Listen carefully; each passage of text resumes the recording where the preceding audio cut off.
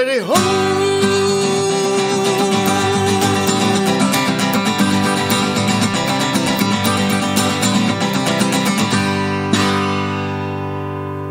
KOPN Columbia, 89.5 FM. That's right. My name is Mike Hagan, and it's 4 o'clock Saturday afternoon, which means it is, once again, time for Open Mic Radio.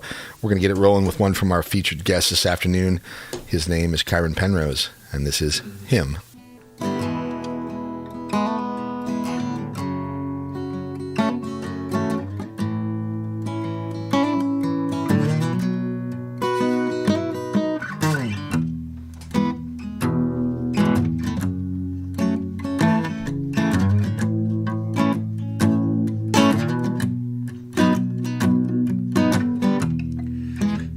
Got so high today, can barely make out my face. Stole all my t-shirts and left without a trace.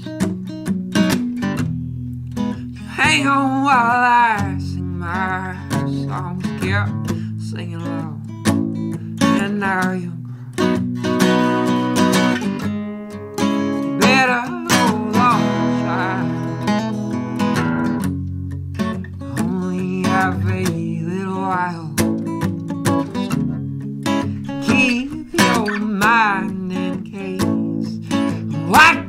out and burn down your place.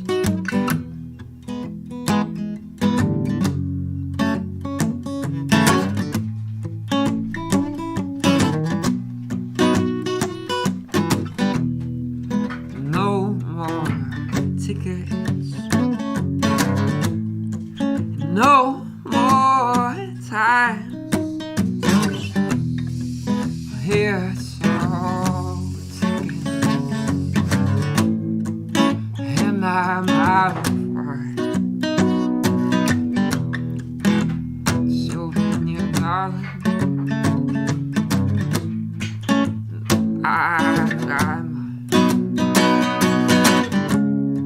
You better hold on, child. Only have a little while.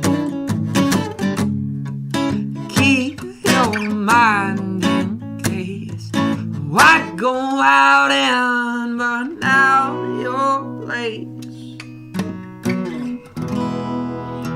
I'm way out of tune.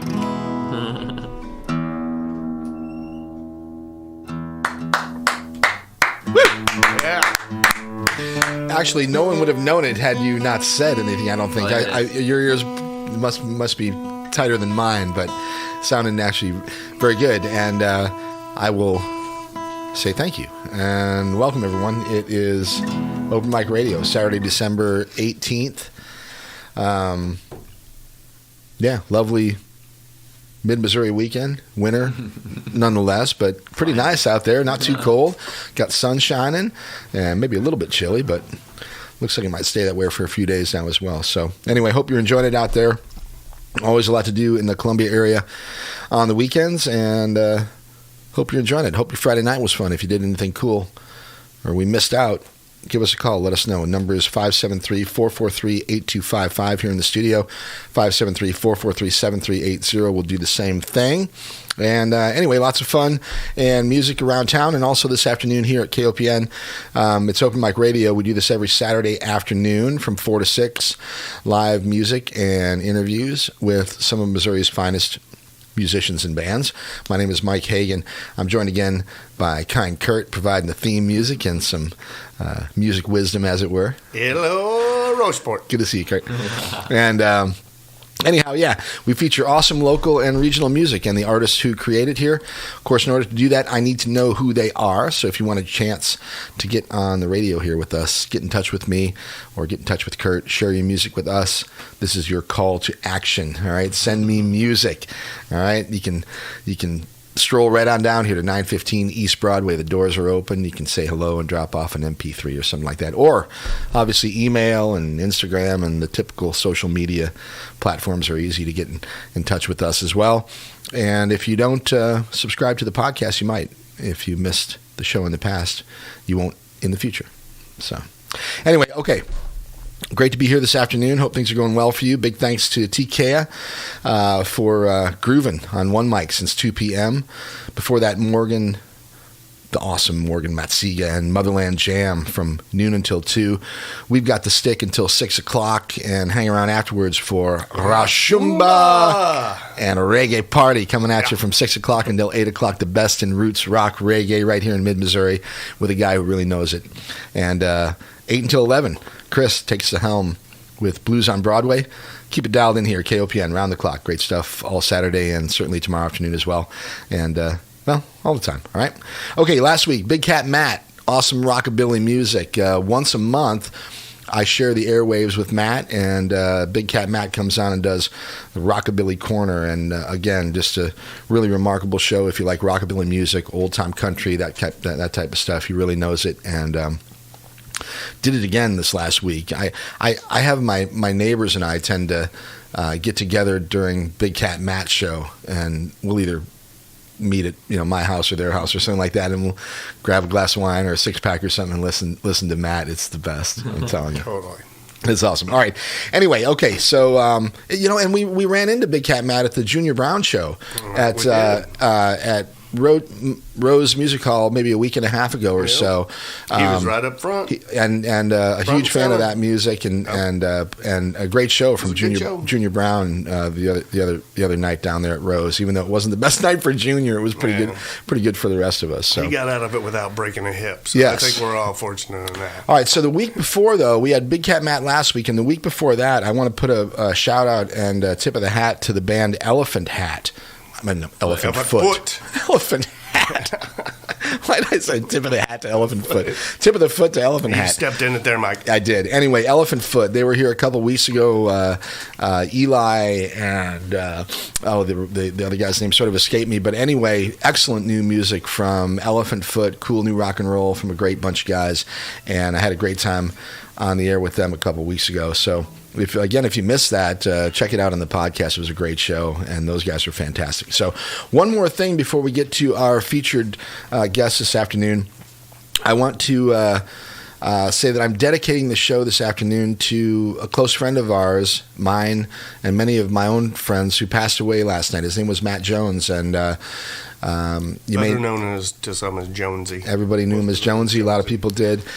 He was one of the regulars down there at Booch's Bar and Grill on 9th Street, and also sort of an iconic figure in the music scene here in mid-Missouri, and actually around the world. Actually, the guy traveled all over the place, and even though he wasn't a particularly accomplished musician himself, he was one of the greatest music fans that I've ever known, and he was one of my go-to guys for new stuff. If I ever was looking for something new and unique, I always would ask Matt, "Hey, what are you listening to these days? What do you got in your player?" And he never disappointed me. He turned me on to so much great music over the years. And anyway, it was sort of an untimely death for our friend Matt, and I'm going to miss him, and I'm sure many of our friends out there will as well. And anyway, he was always a steady fixture at a lot of these shows. Almost every show, actually, I've gone to for years. I mean, at some point, I would see Jones. Even Kyron, he would, even the younger guys that were in the scene, he was going to see all that stuff too. I bet you'd know him if you saw him. Kyron. The last show I saw that he was at was the Junior. With Junior Brown, we saw him at Junior Brown. It was great, absolutely, yeah. So anyway, this show is for Matt. All right, and now this afternoon, though, we are joined by a young gentleman named Kyren Penrose, and Kyren and I have a little bit of a history. He's been on the show a couple of times in the past. In fact, one time it was like really early on. There was like a Battle of the Bands or something, and it was like you and Blackwater, and I don't know, and like 15 probably. Yeah, we had a few people just kind of in here in the studio. Now then again, last year in May of 2020, I don't know if you remember, but we did a Zoom. Yeah. We actually did like a Zoom thing during the COVID, when we weren't actually broadcasting from the studio. We were trying to do some creative stuff, and we had Kyron and his bandmates do a Zoom thing. But I'm really glad to have you back, and glad that we're in the studio live, and we get to hear some music face to face here. So I sure appreciate you being here. All right, so Kyron, let's do that. Let's hear some music. Grab that mic and pull it a little bit closer, and then we'll have you play another song. But first, I want you to say hi. And hi. All right, that's the way we just took care of that. And now that you feel you're in better tune, let's have another song, right? Yeah. All right, this is Kyren Penrose, and he's with us here this afternoon, Open Mic Radio. If you want to join us, 573-443-8255, 573-443-7380. We're glad to be here this afternoon. Glad you're listening and in for some good music, all right? All right, once again, this is Kyren.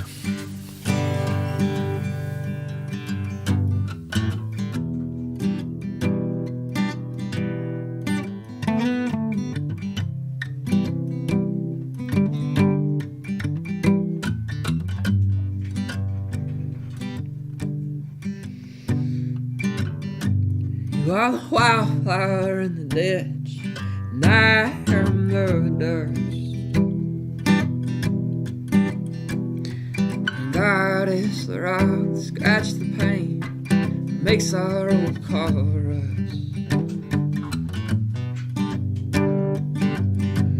Your smile is the hand, must be doing something right. Beginning to the end, my home way of life.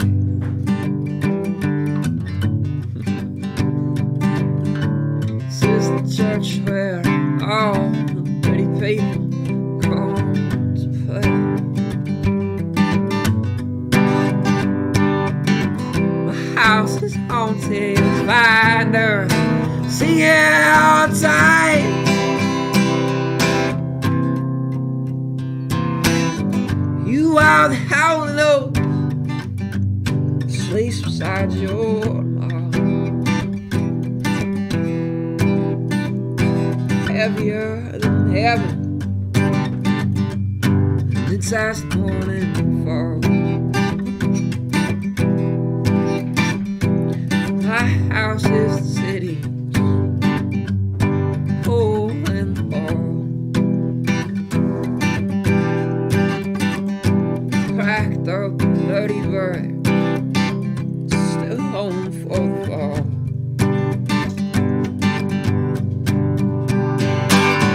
This is the church where all pretty people come to faith. The house is haunted, finders singing all the time.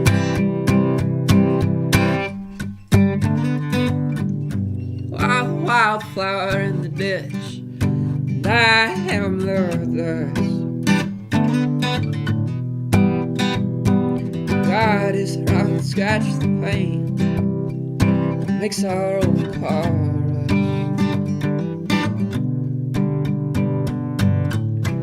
House is haunted, you'll find us singing all the time.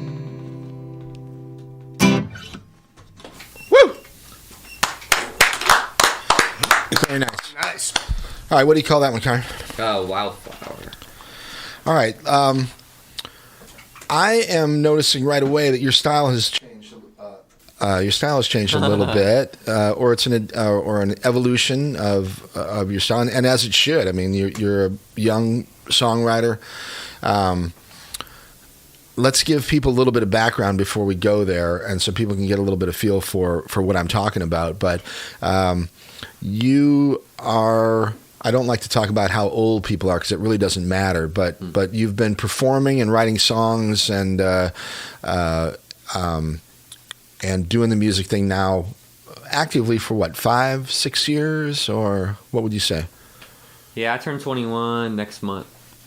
So it'll be, well, I guess my first show was when I was 15, so it's been about 6 years. Do me a favor, get a little bit more friendly with your mic. Oh, sorry. That's right. You turn my mic, my headphones down just a little bit more. It's not hurting my ears, but maybe it's in my, Yeah, I'm with you. How's that? That's a little. That's good right there. Yeah, thank you. Cool. All right, so so you've been actually you've had music involved in your whole life. I think the first time we talked, and we should maybe we go there again. But your musical background, you have certainly some family members. Your dad, in particular, I know, who's a skilled musician. But has it been a part of your life since you were a kid, or how'd you really get into it? I don't really remember. I think that's probably, like shows. I don't really remember when I started playing music. I remember the first time I wrote a song, but I remember my dad had a recording studio. We lived on Worley, and so you're from Columbia originally. Oh yeah, lived here your whole life. Yeah, I grew up on Sexton, and I lived on Worley for like a year maybe. But Sexton, drugs, and rock and roll. But there's a house we had on Worley where it was a little back room, and it kind of reminds me of this room a little bit. But my dad had all of his music stuff in there. And I remember he had like a little Boss, little CD recorder. So it was like, like there's like the 4-track recorder, and that was like the 80s and 90s. And then there was like the CD one that you could record digitally through that, and you can get like, you started out from like 8 tracks or however many you can fit into those 4 tracks to like, I don't know, maybe 20 or 30 or something. And then they had laptops after that. But I remember he had that, and he recorded a beat and a loop, and then I said I wanted to play a song. We have the CDs somewhere at my house. I don't know if we have a copy of it, but I wrote a song called "I Bid a Jerk to Tyler." It was my stepbrother at the time, and it was like, I listened back to it, and it's like hard for me to listen to, but it's like I knew how to put the song together still though, so I was kind of like, got to give myself a little bit of credit. But it was like, so I wrote that, and then I didn't learn how to play until I was 7. I didn't learn how to play ukulele till I was 7. So did you start out playing guitar? No, I started out playing ukulele because my dad had one, and he'd sing to my sister when she was a baby. But he'd always sing and stuff. He's from, my family's from Fort Worth, Texas, or my dad's side's from Fort Worth. And so he like played a lot of like old country that was, like Waylon and George Strait and some Texas swing and that kind of stuff. It's, like, he's not like country by any means necessarily, but like if you grow up in Texas, like Roger Miller and you can't help but be familiar with that, Bob Wells. And they said that he listened to his grandparents or his aunt said that when he was little, he would sit in the back seat and sing it was Not Driving My Life Away. It's another Eddie Rabbitt song. It was I Love the Rainy Nights, but he was like, he would sing I Love the Rainy Nights because he couldn't say his L. All right, so was your dad a professional musician, or was he a hobbyist and just really skilled? Or he's good enough that he could definitely have played and gone anywhere he wanted to, I think, but it's more like he just likes playing to, like he doesn't like, I don't know, like some people but don't. But it wasn't his profession. He did something else for a living or whatever. Yeah, some people don't like playing in front of a bunch of people, and that's where I'm at. Like, I love playing in front of people, but like, he cuts hair. He owns Penrose Uptown, so all right, it's right now where the wardrobe is. Yeah. So that Uptown building, hair shop. Yeah. Right. Yeah. Guys and girls, or just guys? Yeah, guys and girls. Yeah. He specializes with curly hair, but he'll cut pretty much anyone's hair. Right on. All right, cool. Okay, just get a discount if you have curly hair. Yeah. All right. So you started playing young age, 7, 8 years old, playing. Yeah. So playing the uke. So he went. I played on his a little bit, but like I wouldn't want to play it, and he'd be like, he'd say that he tried to teach me chords, and I just wouldn't listen, and I got really frustrated with someone trying to teach me it, I think, and so I was just like, I'd be like, hey, like, he said I'd run up and I'd be like, hey, like, teach, like, how do you play this? And then he'd be like, oh, well, you put, like, here's like the F, so you put your finger here. And I was like, no. Like, and I gave him a piece of paper. I was like, write it down, like, and draw out a map of how to do it. And then I'd run off and learn how to play it. So I played. He went to California for hair school, and whenever I was like 7, I think he used to go there a lot because he worked at Kaylani up the road. Yeah, I remember for years. And so she'd send him out to different hair schools. And he went to school with the Vidal Sassoon people, I think, and then the guy that cut the Beatles' hair. I remember that was like a huge thing for me because because I love the Beatles a lot, and so he brought me back ukulele, and I still have it, but I learned to play on that, and then I picked up guitar in 7th grade. All right. Well, Kurt's a big Beatles fan as well. I think I am. Yeah. I think everyone in the room right now. I think that's what Harrison supposedly was passing around to a bunch of people. Like, the last few years of his life was a bunch of ukuleles when you come over. Really? He's like, there's all kinds of people that have these ukes or whatever. That George was giving away? It was George was giving away to his friends or whatever because he was really getting into it. I saw some crazy. I mean, I didn't watch. Do you guys watch the Beatles, the new documentary that I haven't yet, but I'm looking forward to it. I didn't watch it, but I saw a clip from it like the day after it came out, or whatever. Right. And there's a video of him writing Get Back. Yeah. But it was gnarly because he was like, he would start doing you'd think that it's like the Western or like the American or English style of music. Yeah, so like that the way that you're like we use our like if you sing in the major progression. Mm-hmm. But when he was doing it, like he was like and you could totally tell that like everything he was doing, like he wrote this whole song out, but they reminded me like Jeff Buckley a little bit, where he like would play with these Buckley. These Indian chord progressions. Yeah, Buckley does some real cool Native American influence. He totally he took like these Indian, like not Native American, but like Indian, like from India. He took their scales and like totally put it into the song and wrote it out so quick, and it was awesome because it was like different than what other people were doing, whether or not it seemed like it in the moment. Right. That's how the Eagles came up with "Life in the Fast Lane." Really, was Joe Walsh supposedly had this little. It's like a little scale thing he did or whatever, but it's the opening to it. And they were like backstage, and he was just practicing, getting ready to go on stage. Huh. And they were like, "What in the world is that?" It's amazing how some songs have come into being over the years. It's, it's just guys or girls just messing around and come up with a cool little lick, and next thing you know, it's like a famous song. All right, Kyron. Last time you were with me, we had Luke and Ryan. And Ryan was playing bass. Luke was playing some guitar along with you. Yeah. Are you still involved with those guys? Or I'm still friends with them a little bit. Luke's in Ruby Lane now. Oh, he's all right. Playing like love Ruby Lane. So I used to go over there and hang out towards.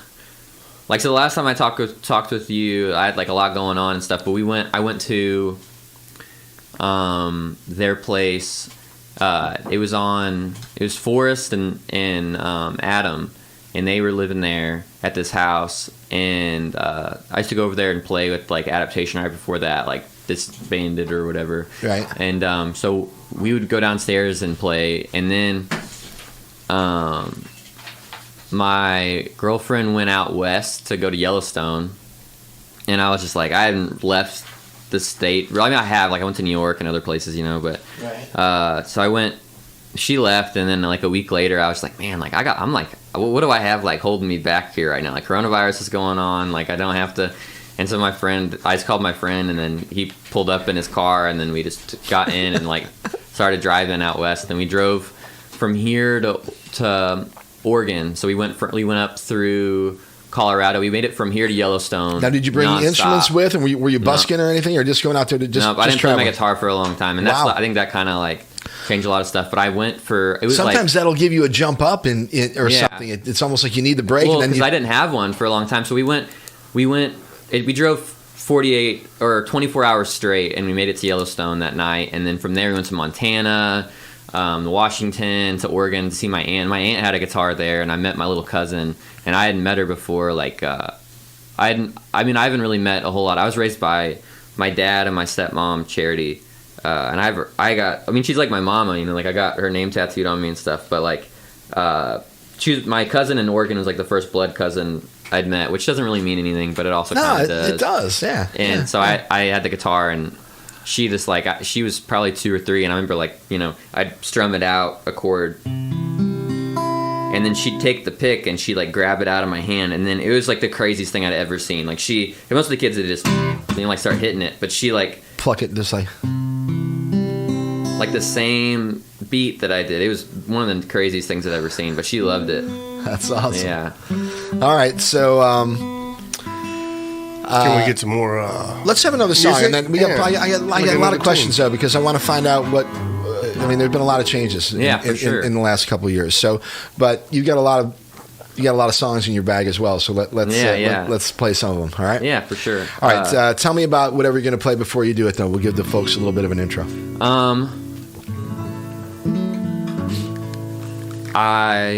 So it's kind of weird to talk about and hard to talk about, I guess. But it's like, I don't know. I never really talk about my songs. No, I want to talk about it because it makes it more of a meaningful thing for people if they kind of get an idea of it. But it's like if you're in a relationship with someone for a really long time, because I know that you guys are older than me, of course, but it's all right though.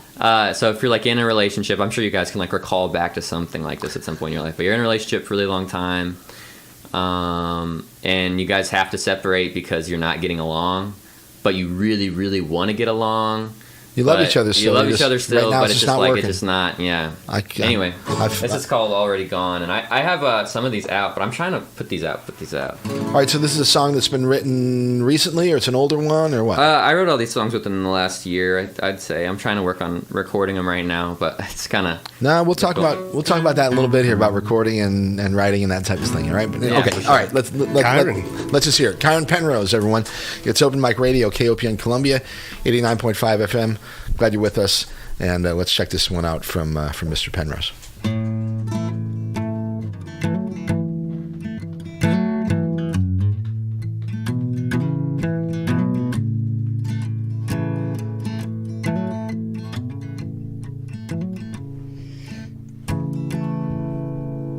A little bit closer. This thing does not want to. I got you. Found your letters today, they were sitting by my window. Found your ticket stubs and they're sitting there too. It's funny how they pop up these memories of you. I thought they were already gone.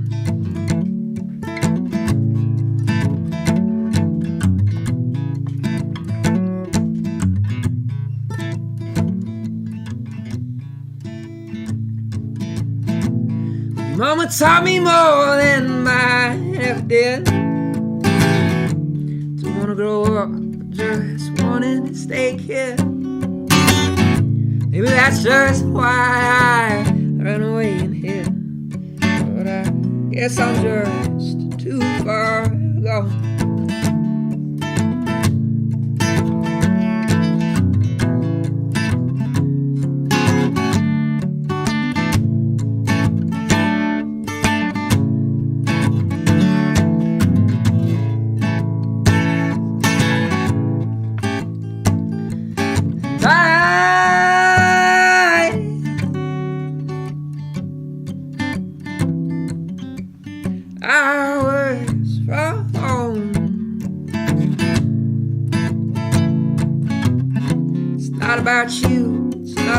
Breakup song.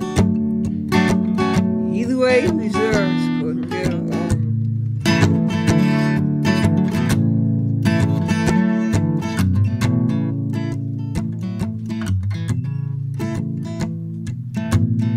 Put a song about an angel when I was 17 years old. Vince played I Get Angry and I shut that shit off. Someone else's reason for carrying on. Yeah, guess I'm just too far gone. And it doesn't matter anyway, 'cause I'm already gone.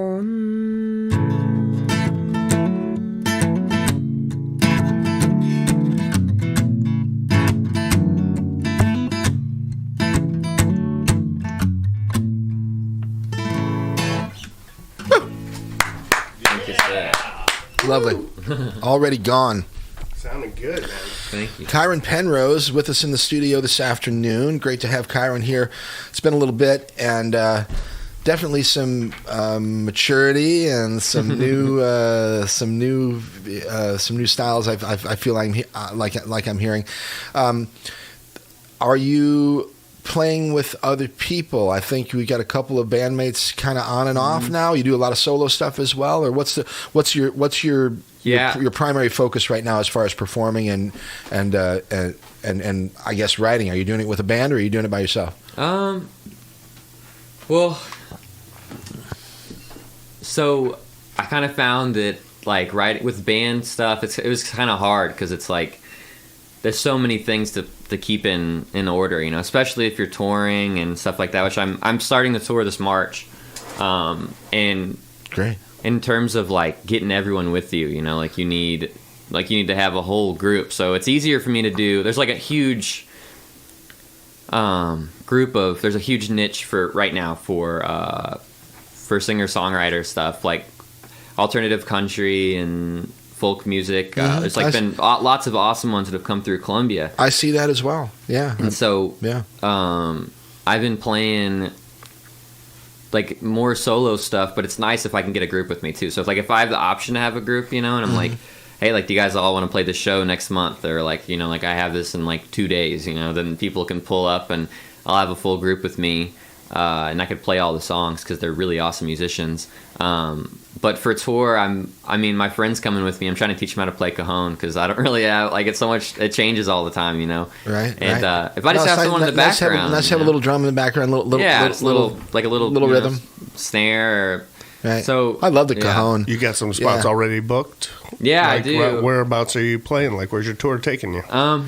So I just started doing. I was like, man, I'm just gonna do it. I got to go for it because when I graduated high school, I wanted to do it with the adaptation, and then you know they were kind of like, I don't know, and then I was like, all right, well, I have a more people in adaptation now. Like, let's try it, and they're like, I don't know, and then now I tried it with the band, and they were like, I don't know, so I'm just gonna do it solo. Hey man, you got to do. You got to do it, man. You know? For sure. I mean, it's might be hard for me to like get attention someone, especially if there's just someone singing in a room. Like, it's kind of hard for people to want to pay attention at a bar. We have to find the right spots, and like, I don't know, like, it's really cool to see. Like, I got into Tyler Childers and some of those people this year, and I would see those videos, and like there'd be videos of him when he was 18 or 19. He'd be playing in a bar, and he'd be playing, and it's just like the most beautiful song you'd ever heard, and like everyone's talking over him, like every person in the room, and it doesn't like he doesn't care, like he's still doing it, and I think that's.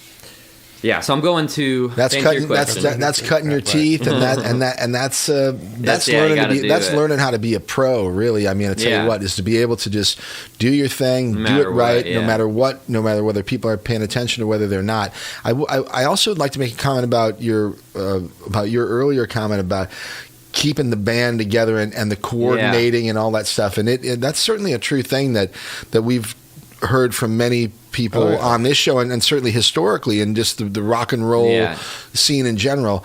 The larger the group, obviously, the more difficult it is to kind of keep it together. Especially if you're working with me. I mean, I think I'm pretty hard to work with. It sounds like. I mean, I don't try to be, but I like things my way sometimes. Well, I mean, that's not uncommon either. I mean, when you know what you want, and you hear it in your head or whatever, you know what you want, and that's what you want, and it's just a matter of finding the people that want that as well, you know. For sure. But at the same time, it's super valuable to do the solo thing because. On the one hand, it's easier because you don't have to coordinate a whole bunch of people, and it's just if you want to do it your way, you do it your way. You don't have to compromise. You don't have to negotiate with anybody except the guy that owns the bar. Well, not only do you not have to make the calls to see if it could happen, but more importantly, you don't have to sit and wait for the calls to be responded to see if it can happen. Now, also, though, once you're performing, though, now you don't have anybody else to crutch up on. In other words, it's just you and your guitar, you and whatever. And if you screw up, you can't blame it on anybody else. You can't anyway. So there's a pressure there as well, and I think a good. I think it's good to do that because it just makes you a better musician. I think. So to get back to my question, since you're going solo now, and it's easier. Like, are we starting in Hawaii and then going to Venice, and then No, so I'm doing a little more like. I messaged Richard King asking about it because I've been playing out at Cooper's a lot. I know you have. This last summer you played quite a bit out there. Yeah, like he's awesome. Like I always wanted to meet him and get to know him, but he's such a busy person. And I'll tell you what, he's done a lot for music around this this area, and he's helped a lot of artists along the way. He's certainly a great guy to be in touch with. So I messaged him. I saw him. I work at Murray's now, so I messaged him and I was like, my favorite restaurant in town. That's a shout out to Murray's, even though they're not sponsors of this program, and they ought to be. I go there often enough. So you get a little jazz gig on the side? Is that what I'm hearing? No. I talked to him there, and I was like, hey man, like I'm doing a tour now. Like I'm trying to book it. He was like, oh cool. And he was walking out, and I was hosting, and I was like, hey, like, do you have any advice? Do you have anything? And he was like, do I have any advice? And he kind of giggled a little bit, and he was like, yeah. Just be really cool. Don't be pushy. Be really cool. Be really straightforward with it, and try to get them to, ask them for a place to stay. Like ask them for wine. Like ask them for food, and make friends. Yeah, and the stuff that he was saying, like it totally could have been like, I could have seen that in a totally different way. But I totally knew what he was saying. Like he wasn't saying like try to get some food out of them, but he was trying to say like talk with them and like get to know them as people and like converse with them, so you make a connection with them. That's what you want. Yeah. So I've been messaging him about it and being like hey. I'm trying to book these shows, and it took him a while. He's like, hey, sorry for the late response. I've had I've been busy. And I was like, oh, he's a really busy person. And, and he was like, but we can talk about it soon, and see.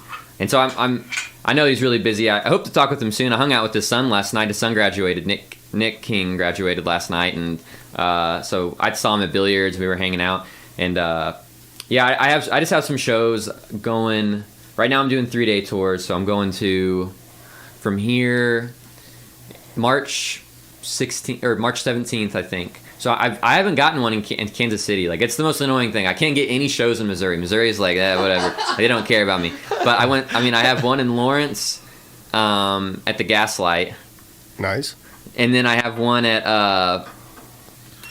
in Wichita at Kirby's Beer Store, and then Knuckleheads. Kirby's, I used to play Kirby's. Really? I love Kirby's. That's a great place. They should be glad to have you at Knuckleheads. I messaged them so many times.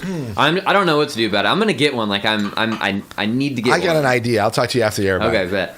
Yeah. So then from after that, I'm going from here to Arkansas. I'm going to Eureka Springs. And playing an actual show, and then I'm hoping to go to Little Rock. I messaged like a bunch of venues, keep on messaging them over and over again. I probably sent hundreds of emails and get like 3 responses. So I messaged them. It's a numbers game, a big part of it actually. And then I'm gonna call it a show, but it's probably not actually a show. But there's this place. It's a barn that it's something Jimmy Driftwood barn, and it's like crazy. It's just like this little town in Arkansas where these people. It was made in the 70s, and these people have like an open mic night. So they do 2 nights, and you sign up and you play your songs, and it's like Hank Sr. style, like super, super old country bar, and you just go up and play some songs. And I called him, and he was like, yeah, well, like we don't really book shows, but if you want to come up and play some songs, like put your name on the list and you can play some songs for us. I'm like, that's good enough for me. Like, I'll definitely do it. But nice. Yeah. I'm just trying. I mean, if anyone wants to call up with actual numbers of people for me to call to do it, because I need help, man. Like, I want to do it. I don't want to work anymore. Let's. That's a call to arms, KLPN. Let's. And get some more shows. Kyron, why don't we give out contact information now and stuff if people want to get in touch with you? Yeah, for sure. I know it's pretty easy to find you on social Facebook media, but why don't you give out the best way? So you can email me, Kyren Penrose at Gmail, KYRENPENROSE at Gmail, or Kyren_Penrose on Instagram, or Kyren Penrose on Facebook. And those are my 3 places really for that. So, yeah. All right, cool. You have anything scheduled around town anytime soon? No, I don't. I mean, I don't think I do. We had one at Rose not too long ago, and that was the last one I've played there. I don't really know what's been going on with that. I think that everyone's just been kind of doing their own thing. But I've been focusing on recording and writing anyway, and been writing a lot with Olivia. She said she's going to come here in a minute, but we'll see. Hey, did you see that Coulter Wall show that was at the Blue Note the other day? No, I didn't. But I've seen some because you mentioned some of the new country guys, and he's one that I really? like actually. Yeah, I haven't listened to him too much, but I Nick Shoulders came through. Yeah. And he's like a Springfield or something. Where's Nick Shoulders? From Arkansas. Yeah. Yeah, I met him and I talked with him for a while. He was a really cool dude. He had like 2 really little dogs, and he came through, and it was like the gnarliest show I'd ever seen. Cool. Sierra Farrell came through recently too. I'm not familiar. Who's Sierra Farrell, definitely look her up and check her out if you haven't. She just has her debut album out right now, and she just premiered at the Grand Ole Opry. But she played Rose. What is her name? Sierra Farrell. Sierra Farrell. Wait. Yeah, Sierra Farrell. And she has some songs out, and they're really good. And she's like gnarly. She like yodels and does all kinds of stuff. But her and Diplo are hanging out together. Do you know Diplo? Yeah. So I don't know what they were hanging out. I saw on social media, and then but she came through Rose, and they got me in, and I got to see the show, and it was pretty awesome. Like, it was an awesome show. But there's been a lot of really cool ones come through here. One of my favorite and the most life-changing experience I had, like as a musician, was recently in August, and this band called the Red Clay Strays. You know them? No. So they came through Columbia. The Red Clay Strays. Yeah, and so they asked me to come play this show. They were like, "Hey, do you want to jump on this bill? It's coming up." And I was like, "All right, yeah, And I haven't really seen a lot of touring acts come through. Like, I would check out the local stuff, but like the touring acts, I'm kind of like, I'll see you if I know who you are. Right. So these dudes came. It's kind of a long story, but I want to tell it. Yeah, it's please. Gnarly. Yeah, so we got plenty of time. It's not 9 o'clock on a Friday morning anymore. We got a couple hours on a Saturday afternoon. It's a little bit more comfortable. So, okay, so sorry, making sure So these dudes pull up. I think the door is open. If not, is it? I think so. But, okay, but then Yes, yeah. it is. Tell her to come either up front or out back. Either way. Okay, cool. And if not, just hit us up and we'll get her in. Yeah, absolutely. All right. The security up here is impenetrable, folks. It's like Fort Knox up here at KOPN. So these dudes pull up in this van, and like I've played with a lot of touring acts that have come through Columbia, and like a lot of them are really cool people. Don't get me wrong, but you never see something that'll I hardly ever see something that'll like take me and just like hit me in the chest and be like, you're just like, man, like I can't believe that I missed that, and this is amazing. Yeah. So these dudes pull up, and they're all in this giant van, and like they're all driving it together, and they come out, and they're he's wearing like gym shorts, like they're like from Alabama, from Mobile, and this dude has like a real thick accent, like that's and he was like, "Do you want to check out the van?" Like, and I was like, "Man, like your van's awesome." And he's like, "Want to come check it out?" And he was like, "This is the van. Look in here.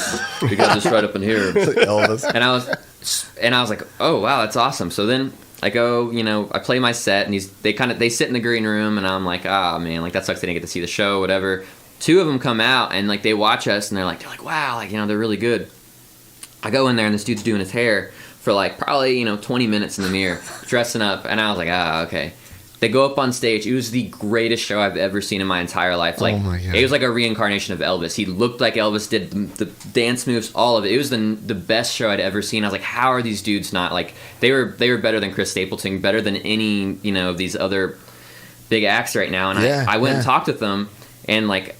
I was really like bummed out. Like I was like, man, like I'm not that good. Like I want to be that good, but I'm not that good yet. And everyone else there was like, what are you talking about? Like that dude came over to me and was like, man, like you have a voice that's like, he said that's unapologetically original, and all these people were saying it, and all and it was still like I was like, no, like it was that show was crazy. The power went out for a second, and he sat up. He had this little piano that he brought in. The sweetest dude, but he bought this like stand up piano, this upright this grand piano that you could fold up, and he had it up on the stage. Nice. And he sat up there, and the power went out for a second.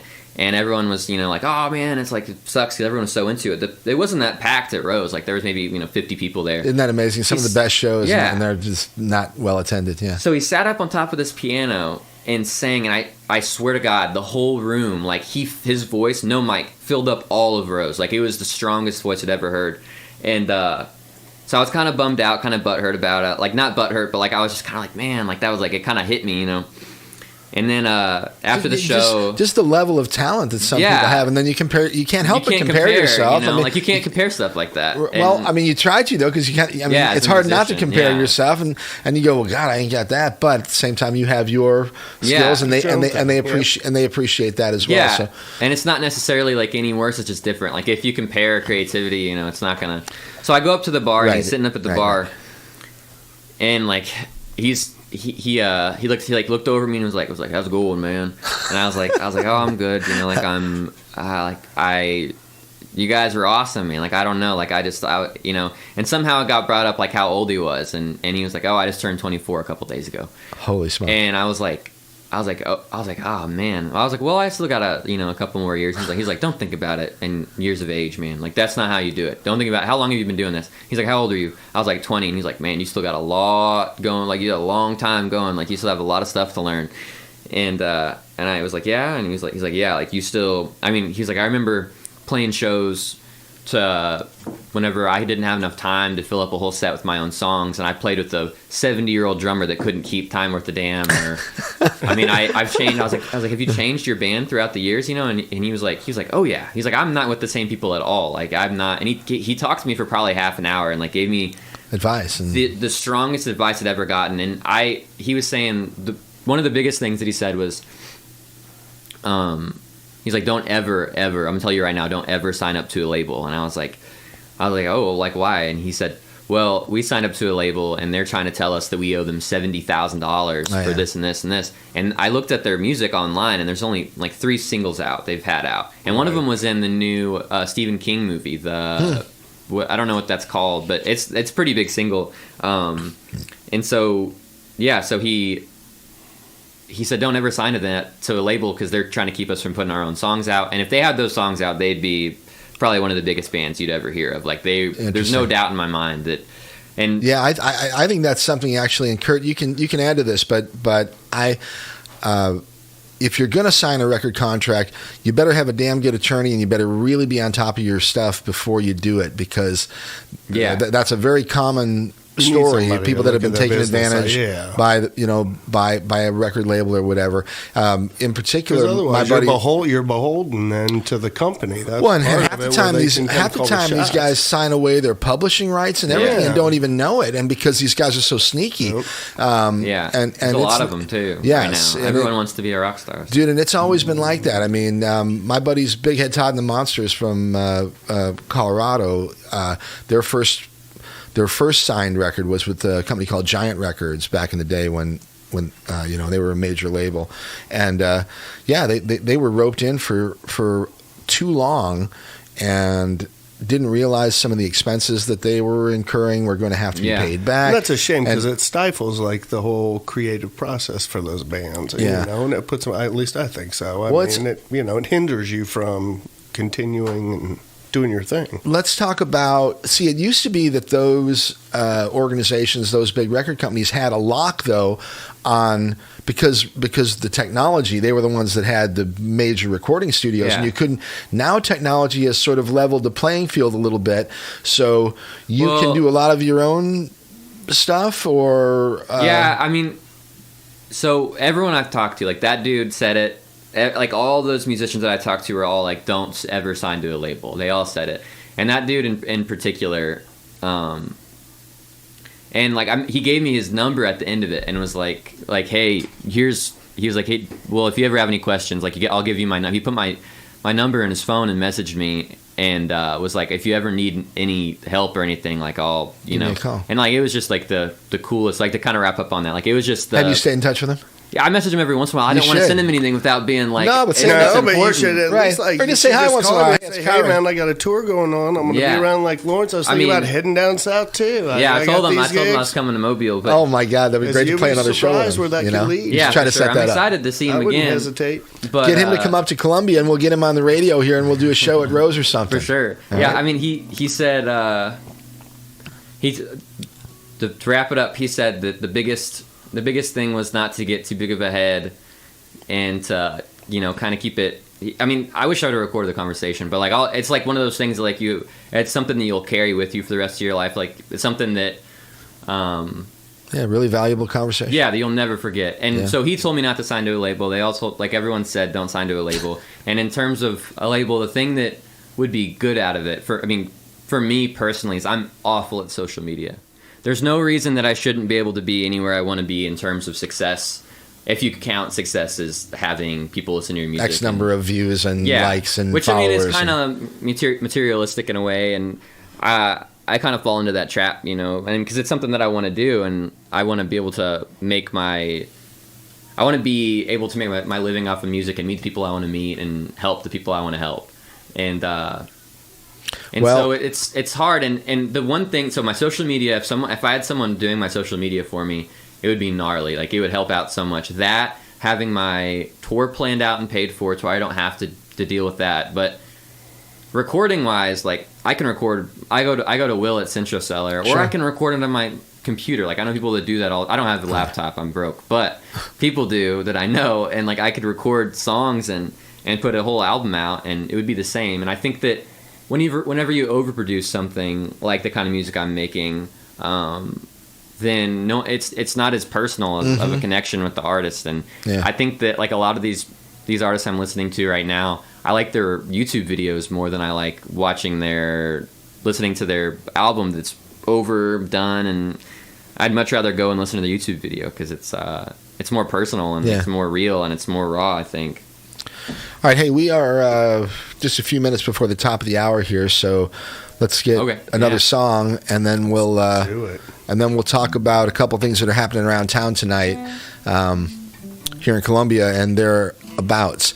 If you're involved in something tonight and you've got something going on and I'm not going to talk about it or I don't know about it, please give us a call. All right, 573-443-8255. I'm not seeing a whole lot going on tonight, so maybe I'm missing things. If I am, SIFA. Yeah. SIFA. Everyone go to SIFA. SIFA's at Rose? Yes, sir. Yes. Okay, we'll talk about that at the top of the hour.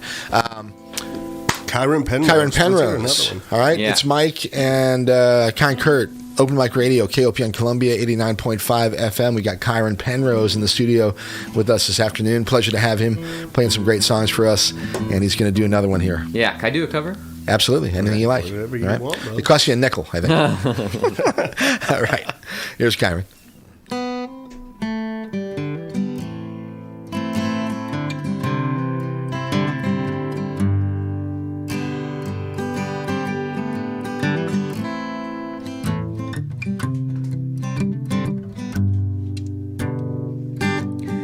I've got greens and I've got blues, and every day there's a little less difference between the two.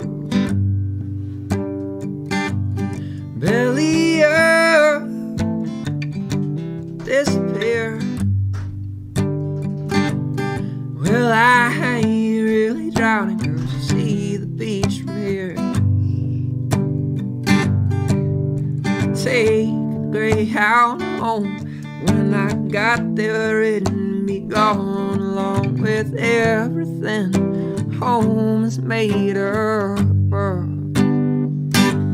So I'll take to what you're having, take all of what you got to kill this goddamn lonely love.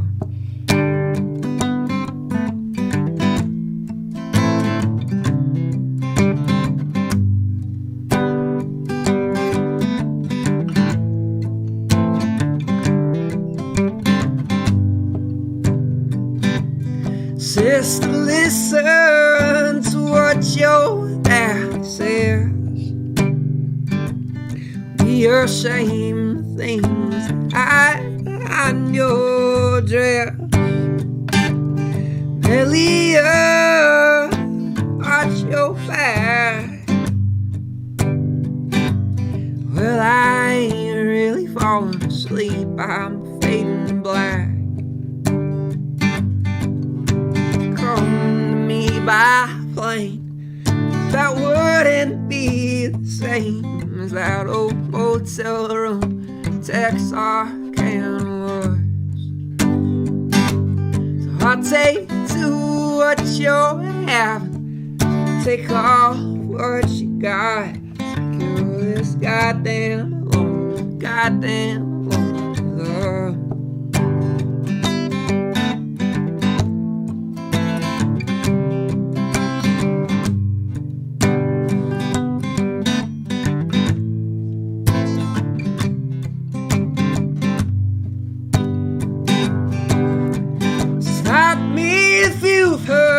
One for man walks into a bar, leaves before the ashes hit the floor. Stop me if I ever get that far. The world's a desperate star that burns the light anyone for. Find another dream, one that keeps me warm and clean. But I ain't dreaming anymore, I'm waking up. I'll take to what you're having, take all what you got to kill this goddamn world. All I got is goddamn world. All I got is goddamn world.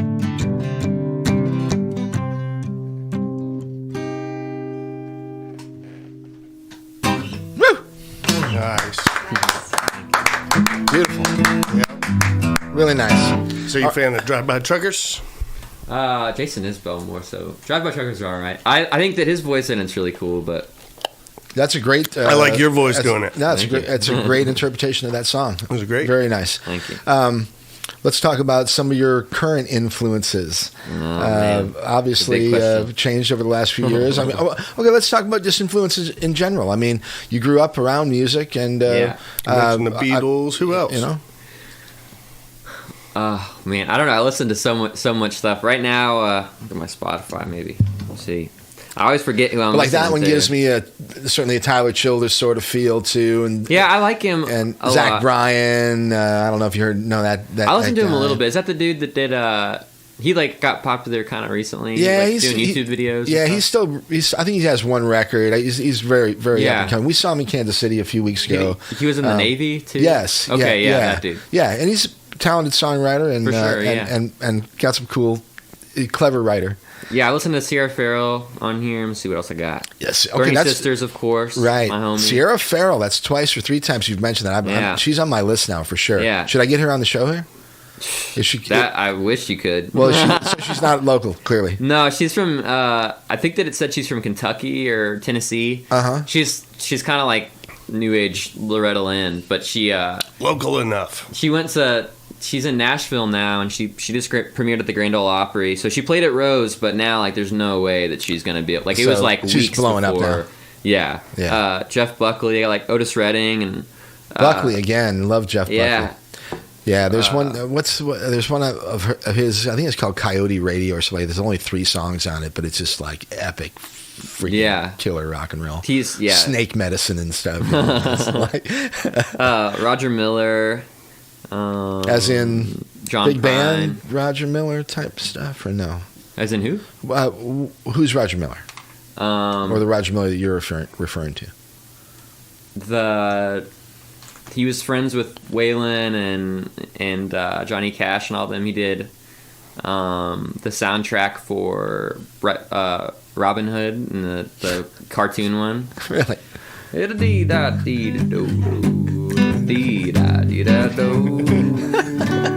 know what I'm talking about? Yeah. He does Can't Roller Skate in a Buffalo Herd. Uncle Used to Love Me But She Died. You know? No? Yeah, no, I got you. Yeah, I love it all. Yeah. All right. Let's see.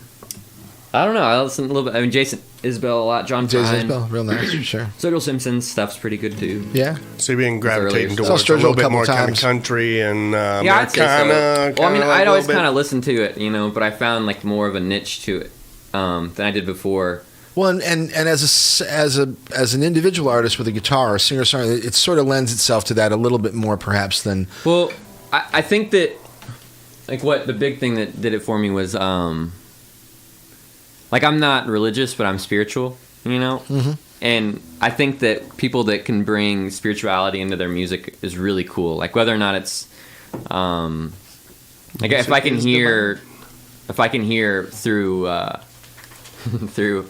through your music, you know, like some like love in general. I think that's like what God is love, and I think that if I can hear that through your music, then it's really special. And I think that a lot of country music comes like same for like for soul music, like it comes from gospel a lot of the time, you know, and I don't know. There's been lots of really cool artists I've been listening to lately that you can tell like that they're singing about really awesome stuff, and it's not just like I don't know. Like I wouldn't ever listen to country music that's like pop country music that's on the radio. Just like I wouldn't listen to it's almost like parody music. Y107, you know, like it's like you feel like they're making a joke, but it's not. It's, for sure. You know, and I mean, there's some really like in the 90s and 80s and those country songs. It's kind of comedic, and I think that was like they kind of like there's a point to where country can be comedic, like in that stuff, you know, like George Strait. And some of his stuff, like it's really good. Like it's a really awesome voice in it. But some of his stuff, like it's just funny. Like I didn't realize that before. Like you did listen to it,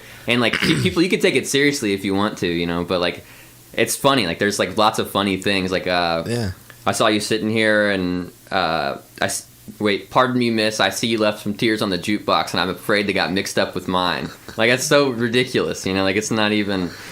But there's been lots of really cool artists like Jason Isbell and Amanda Shires that have been talking about political issues that I agree with, and changes in the world right now, and being really, I don't know, like trying to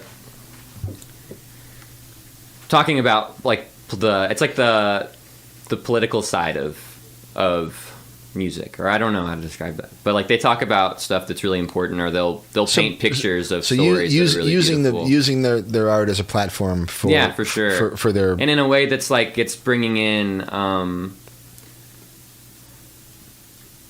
don't know how to describe that really, but like the strings and the way that it's written is very like laid back and cut down, but it's really simple, you know. Like I like how the simplicity of it, and the stories that they tell through. It's really beautiful, and I think that I don't know. I was always really into writing books and stories and stuff when I was growing up, and so it's kind of like mixing my singing with being able to write a story about something.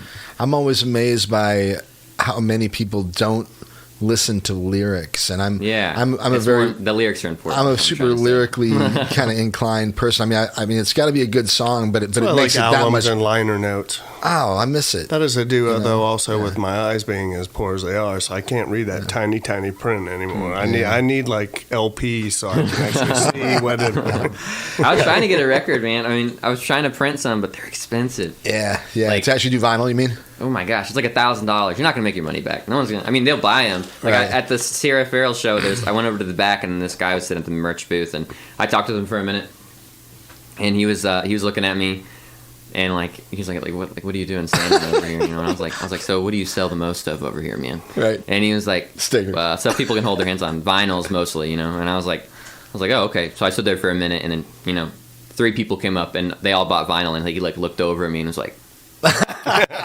like that's, you know, right. And yeah, he was a pretty cool dude. John R. Miller was the name of her opening guy, and he was doing the merch for both of them, I think.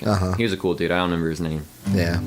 Well, I mean, that's a big part of a part of the money making side of music now, because a lot of artists are not looking for, you know, record deals or whatever. They're doing their own thing. They're going on Spotify. I mean, which is criminal that you have to get 1 million plays on Spotify before you even make $100, whatever it is. It's criminal that you have to have so many followers before venues will take a look at you. And that's my big thing is like if you like, I mean, I know they get so many people will pay for their followers. They'll pay for, you know, like I don't want to do that. Like, and there's ways you can do it. You know, like there's ways that you can go through and get your social media straight. Yeah. It's so inauthentic. Yeah, I want to call someone and be like, hey, like I am from Columbia, Missouri. I'm booking a tour. Can I come? And they'd be like, yeah, like here's this date. Let's see if we can do it here, or like send me your music, or no, that's not available. Well, I'll tell you what, if that Elvis guy that you met didn't tell you this, and he probably did, your job is to go out there and kick ass.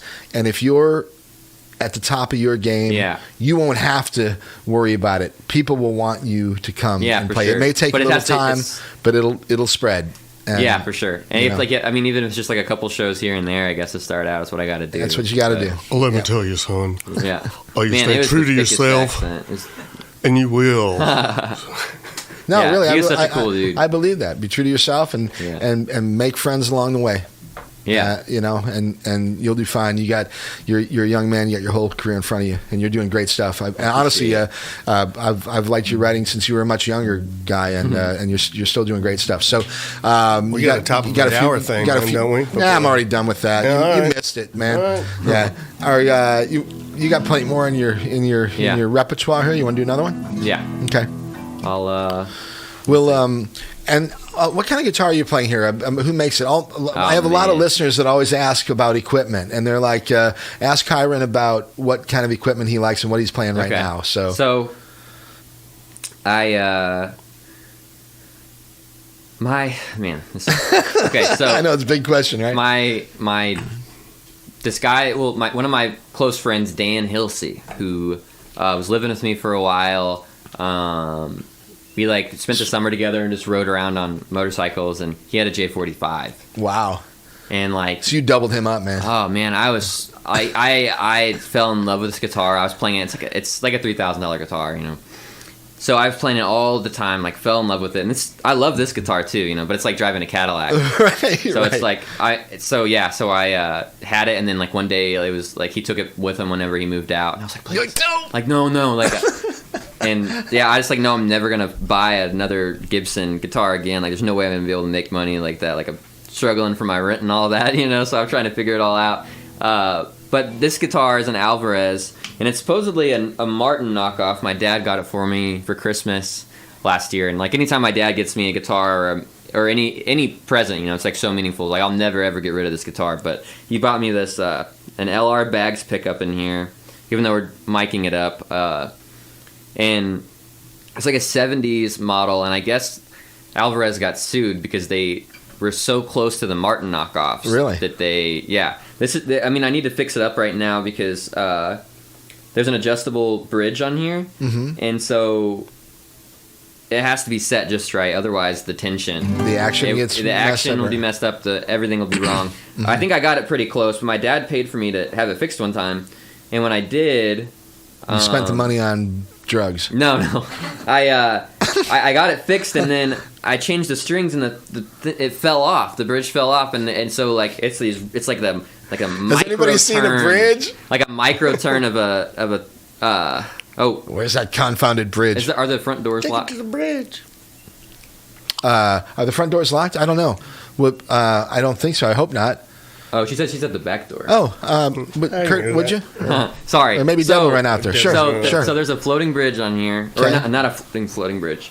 The bridge on here is it's a micro turn. There's actually a little screw on it, or what? Yeah, there's screws. There's screws for each side. That are you can do with your hand? Or a screwdriver. Wow. And so it's a micro turn will change it, so if it falls, it's game over, Hey, Kyron, why don't you slide that green microphone to your left, and we'll have our new guest here grab that microphone, and you gotta stand up. Who do we have? Who do we have here, Kai? It's Olivia Burney. Olivia Burney. I didn't think she was gonna make it. So as in, no, just playing. One of the Burney sisters. Yeah.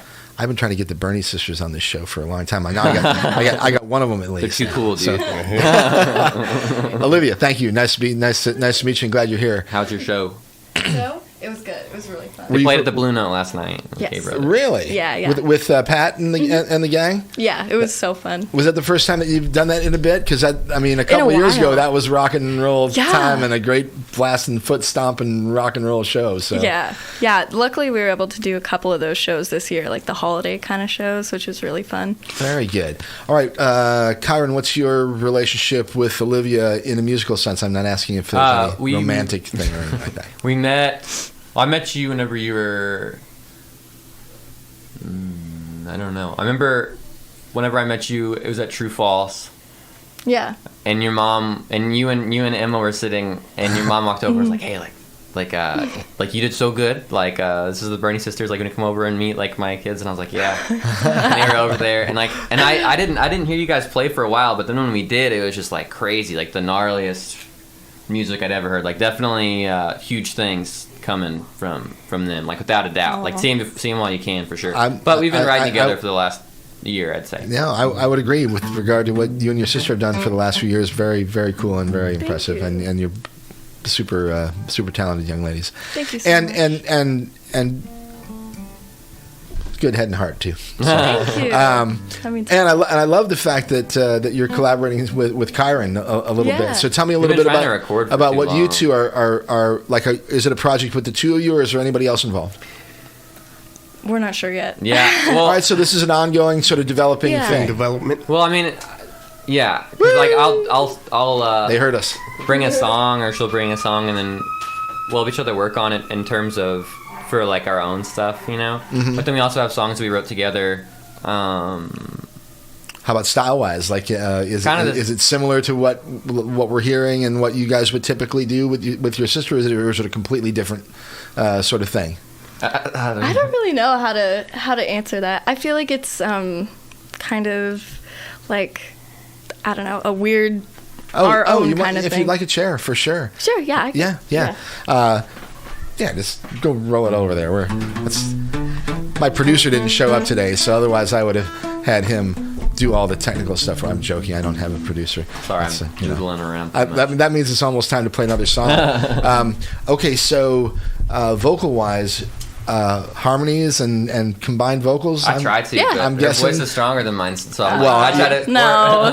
Now you gotta both sing the have same both key. have very, very nice voices and also very powerful voices. But we've talked about this in the past on the show. Harmonies are an interesting thing because some people can sing very well on their own and beautifully, actually. But if you throw another person in there with them, the harmonies tend to throw them off, and some people just cannot sing with somebody else singing along with them. Yeah. Harmonies are a lot harder than I think people that don't really do good at it realize. Too. So when I try to do it, like I'll try to jump in on a harmony, whenever, like I can't. And she's been doing it for so long that she just like hits it every time. And, like I can't get it. Well, it's hard. I can in my head I can hear some very nice harmonies if you can pull it off. So hopefully you'll be working on that stuff. Yeah, so yeah. anyway, you're gonna play one Do you for have us? something we'd hear? Yeah. Yeah. Let's hear something. What are you gonna play? I'm gonna play the boot song. Do you want to Sure. play this song? I didn't even ask. No, let's do that one. The Boot song? Yeah. I'll see if I remember it. I'm always We'll see how This it is goes. one of my favorites. All right. Is it a Kyren Penrose song, or is it a cover? Is it a? We wrote it together. Okay. All right. Recently, I guess. Obviously. Kind of. Morgan in the house. Last year sometime. All right. Cool. Here we go. It's Kyren and Olivia. What can she? Open I mic- give her one of these headphones. Yeah. Grab her a set of headphones, and in fact, let's make sure that you're. Is that a real short set? Yeah. Give her those maybe. Take these. Thank you. And check. Sorry. Check 1 2. Check. How's your level? Is not too bad at Check, least. check. Sounds good. Good enough? Yeah. All right.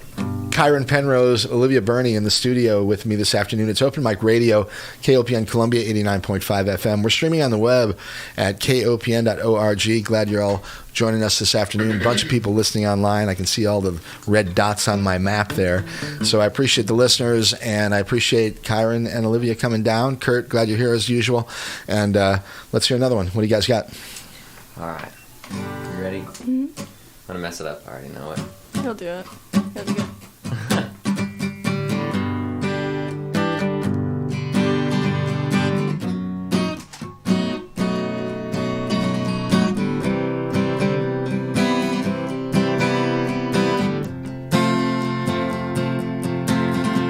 Can't fall asleep in hotel rooms. Most nights I can't sleep at all. And everyone's entranced with me, except the person that I want. You put me on your favorite bike, and with both hands we seize the night. You know, I wish it was the summertime. Flying through the streets. Well, talking about building Up your life with your boots on. It's a mystery, right in your timeline. well, feel like Dancing around it, but you gotta face it. You can't opened up the screen door. She barely lets the light in. Can't sleep with the curtains closed. She's climbing up under your nose. Have a feeling I can be me. Maybe that's a fantasy. Popping bubbles on your cheeks. And then you come and see me. We're talking about building up a life with your boots on. It's a mystery, right in the timeline. Well, feeling like dancing around it. But you gotta face it. She can't erase me. Well, talking about building up a life with your boots on. It's a mystery, right in the timeline.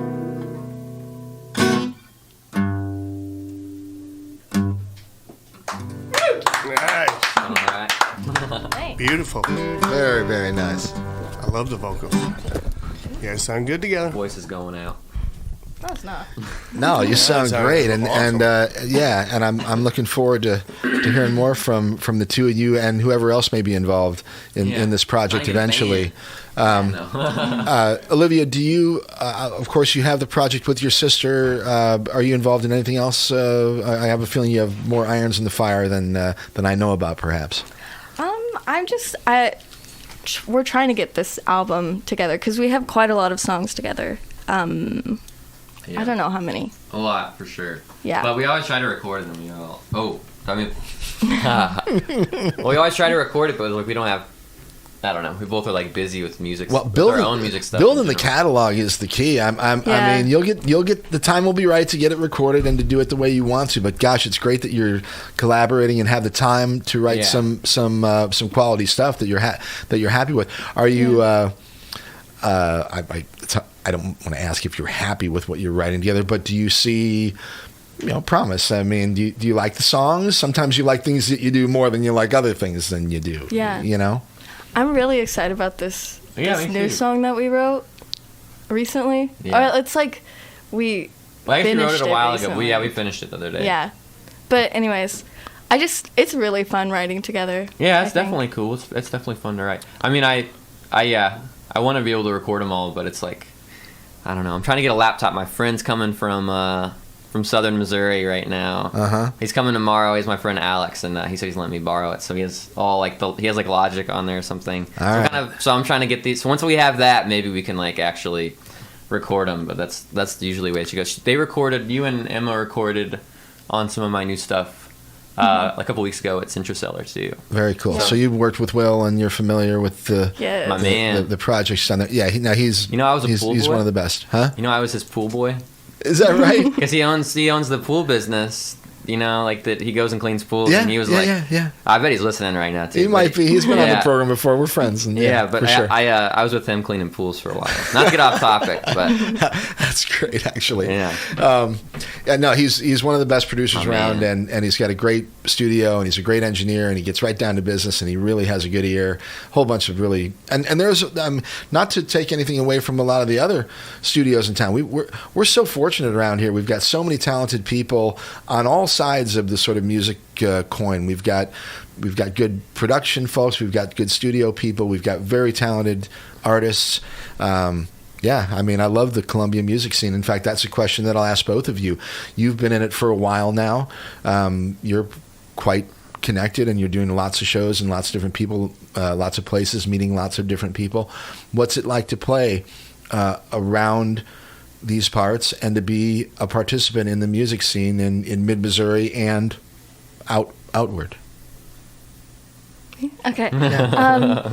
I think it's really cool. I really like meeting other artists, especially if we're like sharing a bill like, I really like when people mix different genres and stuff into one bill so that you can meet other artists that you usually wouldn't be able to, since you, like, play this type of music and then you're going to meet all the, like, folk artists or something like that. Right, yeah. But, Right.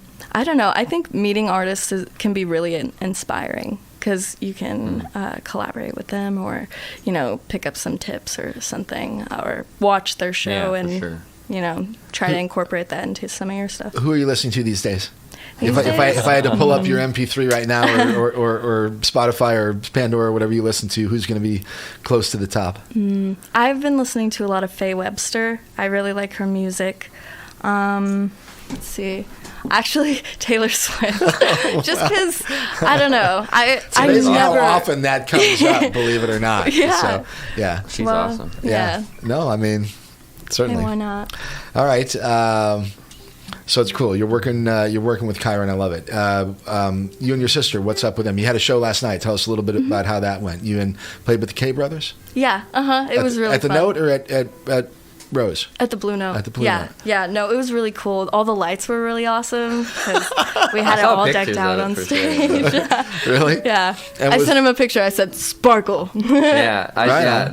They were promoting that one for a while. Yeah. That's awesome. Was it well attended? It was. Had a good crowd show up? It was really nice. Yeah. It was cool because at the end we got to, you know, play some like acoustic songs, which was really nice. I feel like it like brings the crowd together, which is really nice. Very cool. Yeah. All right. Since I've got you here, people who aren't familiar and haven't heard you, at least on this show, a little bit about your background. Are you a local young lady? Are you from the Columbia area? Yeah, pretty much. All right. Grew up here. And your sister Emma, and the two of you started performing music when? I think probably when I was 11 and she was 9. Very young. Yeah. Along the same lines as you, you might have them by a couple of years or whatever. But at any rate, you come from a musical family as well? I would say so. Our mom sings a lot. She never sang like in a band or anything like that, but she taught us harmonies. Uh-huh. Yeah. So, and our dad, he didn't really do a lot of music stuff, but he likes music a lot. What'd you play around the house? What'd you grow up listening to? Our mom really liked Mariah Carey and and Whitney Houston. So that's kind of what she sang to us. I've heard you and your sister do play lots of things, but in particular, maybe a couple 3 years ago at one of the Roots and Blues things, you were playing on one of the stages, and you did a cover of a Fleetwood Mac song, and I remember thinking, gosh, the vocals were just so beautiful. Really, I mean, it was, and I don't even remember maybe it was Rhiannon or I forget what. I think it was. Probably was. Maybe, anyway, I was like, man, these girls are good. So anyway, musically, you are a guitar player primarily. Yeah, mostly. And Emma plays fiddle plays and a number of other instruments, everything. right? Yeah. If it has strings, sort of, it's right? insane. Man. It's Yeah. like freaky. Yes, like weird. She'd pull up to the studio when I was recording, or the day before we were supposed to record the song, and I don't think she'd heard it yet. No. Right? So she came in and brought in this cello, and we talked for a second about Hank Sr., and then she was just like, made the song like infinitely better, like the gnarliest thing you could ever hear. I love it. Yeah, I love I'm it when very it happens. happy, very lucky that I got to have her play cello. Very cool. All right, what's on tap for the Burney sisters coming up? You have plans for the rest of the winter? You have things coming up in the spring? You're recording? You're writing? Yeah, we're going to Nashville and for a while in January because we're rehearsing with Tanya Elizabeth for a new tour that we're doing. Holy smokes. Next year. So Fantastic. I'm really excited about You ought to be. Yeah. That's fantastic. Yeah. All right, congratulations. Thank you. Very, very cool. All right, we are approaching the bottom of the hour here. I want to hear more music. Yeah, Kyron? You said, we are recording the show, and then you said you're excited about a song you just completed. Oh, gosh. I mean, yeah, if you want to... That one, not that one. They're not ready yet. Like share it live, or? Leave it to Kurt to put the screws to you. So Let's see. There's definitely some. I don't remember them as well on guitar. But once I like hear them, they're Yeah, So, no, anything you like, obviously. And let me remind people they're listening to KOPN Columbia, 89.5 FM. We are streaming on the web at kopn.org. This is Open Mic Radio, and we do this every Saturday afternoon from 4 to 6 p.m. We've got Kyren Penrose in the studio with us this afternoon, joined just recently by Olivia Burney. Glad to have them both with us this afternoon, and appreciate you all listening. I forget that I was supposed to say something about something. Oh, SIFA. That's right. We didn't even tell people what's happening around town. But SIFA, I'm going. Bohemara, Yeah. or Bohemara, I forget exactly how you pronounce her last name, but she's a wonderful, beautiful singer. Best friend. And a friend of a lot of the folks around town here. Did SIFA go to Hickman? Mm-hmm. Huh?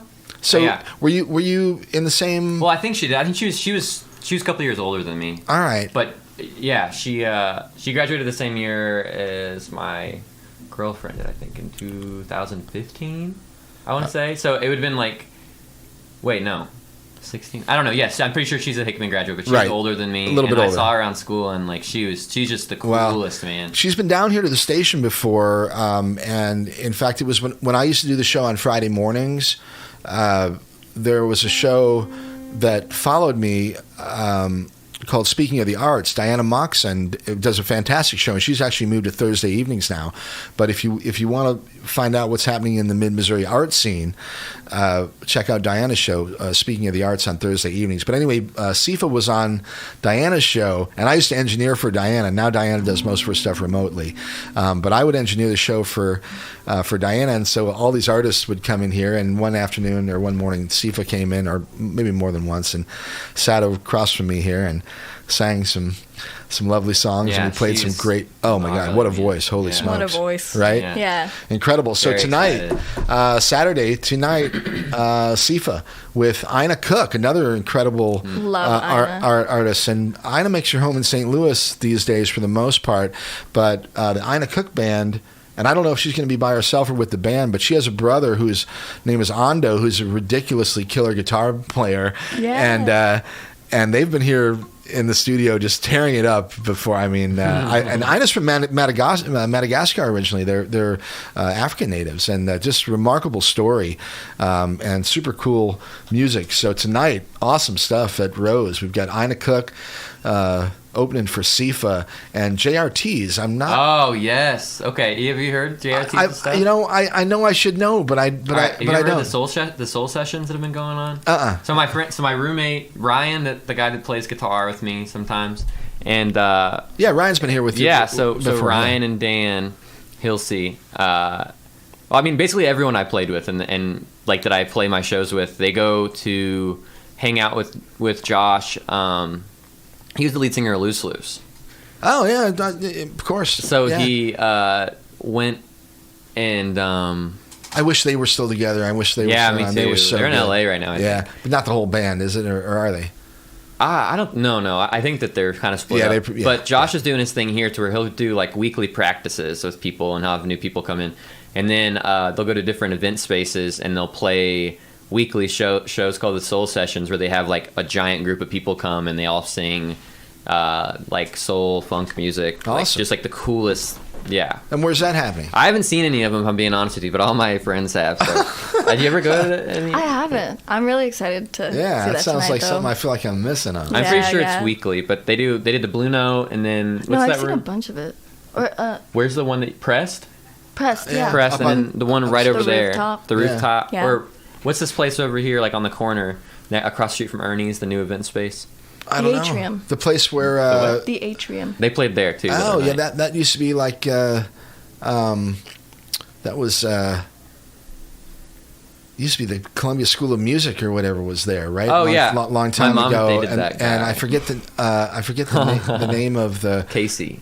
Are you talking about the owner? Yeah. Yeah, I think that. Well, I remember my mom and him talked for a while. My biological mom, but His name was Casey. And I got to try the soda machine like the first time it got used, and yeah, he was a cool dude. I don't know. So I think they went from here to Jeff City. Yeah, and then the tornado took out the bridge. The bridge, that's what it was called. And they had the music school on the other side, and that was a pretty cool live venue actually for a while. You were really young though. You was probably I didn't get to really see any shows there. Yeah. I did karaoke there one time. Yeah. All right, cool. Let's hear another song. All right. All right. Okay. What? Give me an idea. What should we do? We can do It's All Right. While they're deciding, I'll tell you it's Open Mic Radio, KOPN Columbia, 89.5 FM, and Kyren Penrose and Olivia Burney in the studio with me. They're going to play us another song, and we got another 25 minutes or so before we turn this place over to Rashumba and a reggae party from 6 o'clock until 8. You'll have the best in roots, rock, and reggae right here in mid-Missouri. And stick around, 8 to 11, Blues on Broadway with Chris. If you want to hear great, great blues music all night tonight until 11 o'clock. KOPN, keep it tuned in here because you got great stuff between now and forever, okay? All right, Kyren, Olivia, what do you say? All right. Let's do it. How do I do this? That's good. I got you. I got you back on my side. I'm get you. Yeah, right. Yeah. That last song sounded fantastic. So, all right. Sweet. All right. Another one from Kyren and Olivia. That was fine.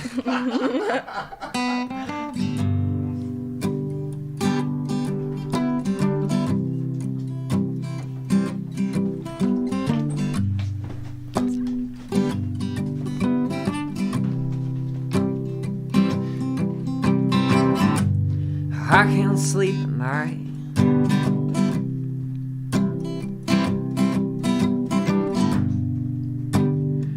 Hot moonlight. Your heavy hands, heavy hands. I can't sleep at night.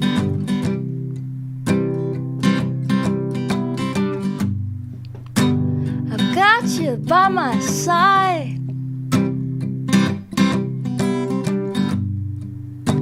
Heavy hands, heavy hands. I'll be around if you let me be. It starts with you. It ends with me.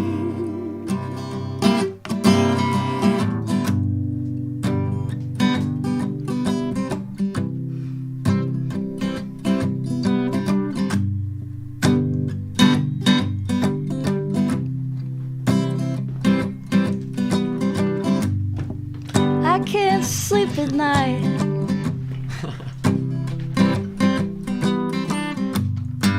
It's just you in the spotlight.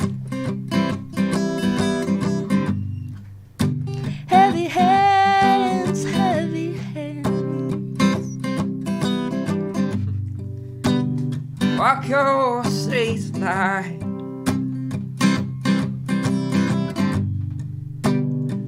All I do is wrong.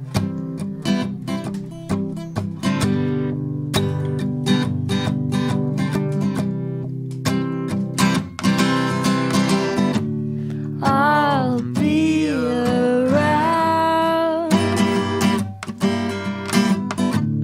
if you let me be.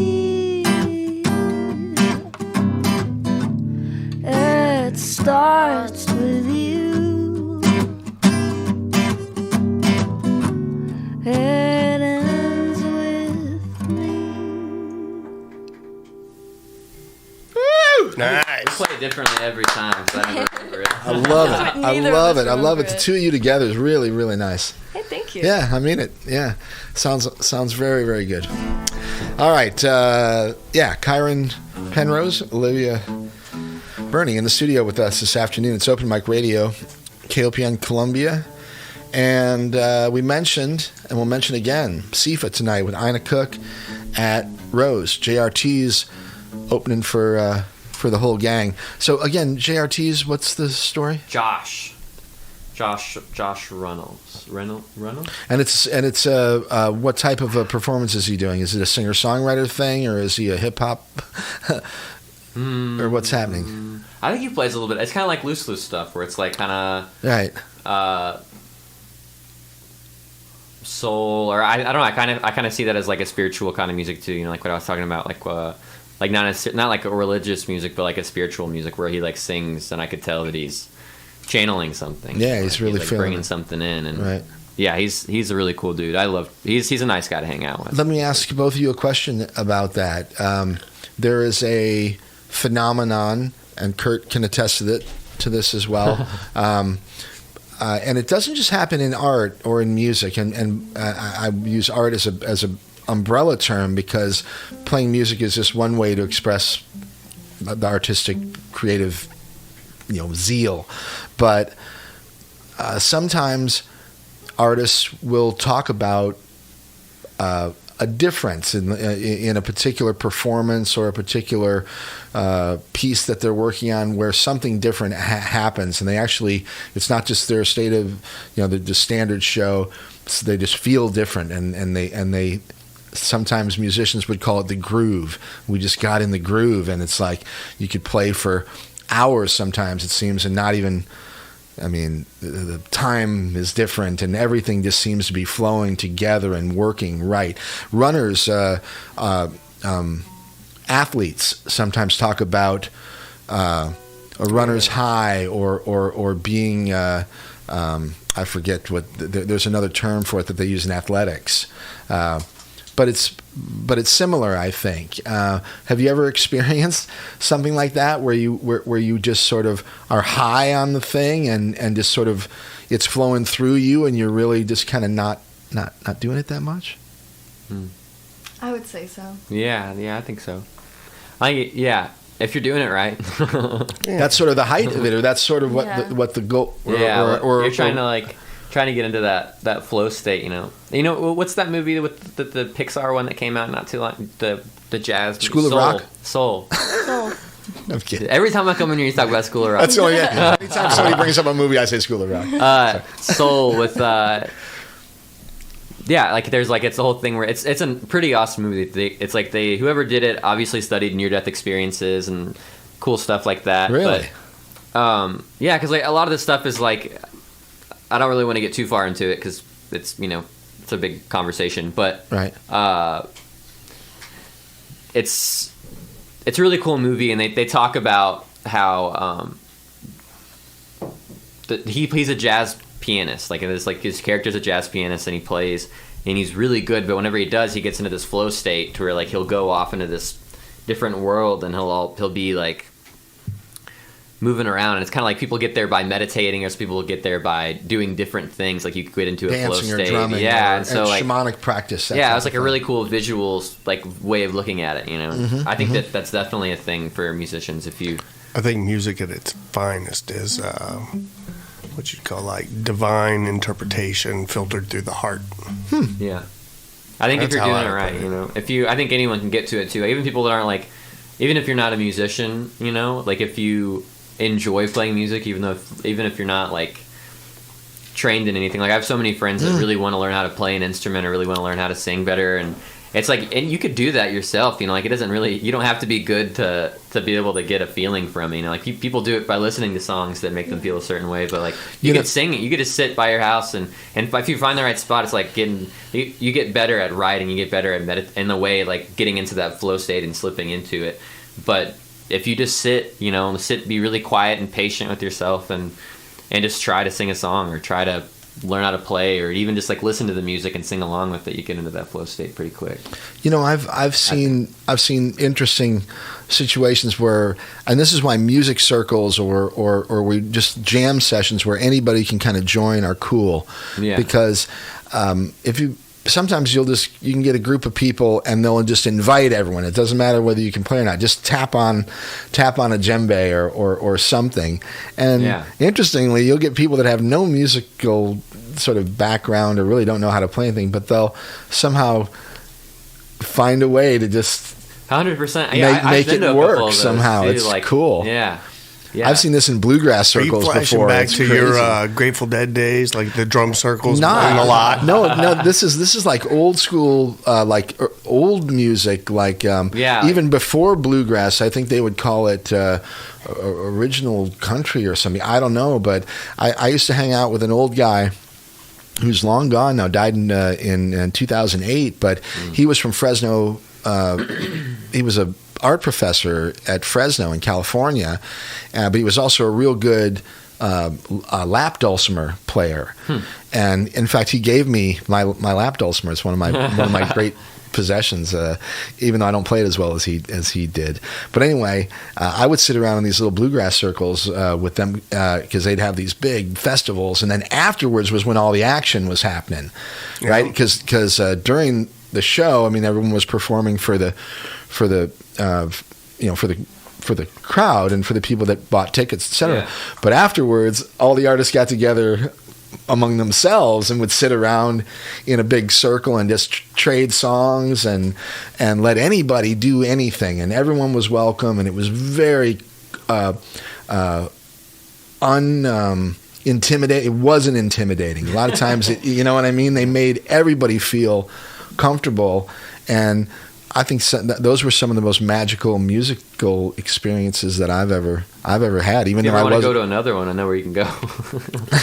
Really? Yeah, anyone that ever wants to do that, like it's not. I mean, they don't do bluegrass, but I know people that do like circles. Like there's some blues stuff for sure. And well, it's like they do circles of drums and harmoniums and like different world instruments, and it's really cool. Wow. Yeah. Yeah, it can be trance-like. I mean, it's like... Yeah, for sure. You know? So, anyway, all right. I think we have time for... two more. We do one, and then we talk for a few more minutes and kind of wrap things up, and then we'll do one more on the way out. All right. Is that cool? Do you want to do one solo? Me? Yeah. Sure. If you want me to. Yeah, I do. Okay. Unless you don't want to. No, I can. Okay. I can do one. All right, cool. So we are going to get a song here, it looks like, from Miss Olivia Burney. And Kyron's going to generously hand his guitar Yeah, it's real over. broke. Do you want to pick? Sure. I don't know what to play. This is his Alvarez Martin knockoff. Kurt, are you playing a Martin? What do you got? Is yours a... I have an Eterna. No, but what's the...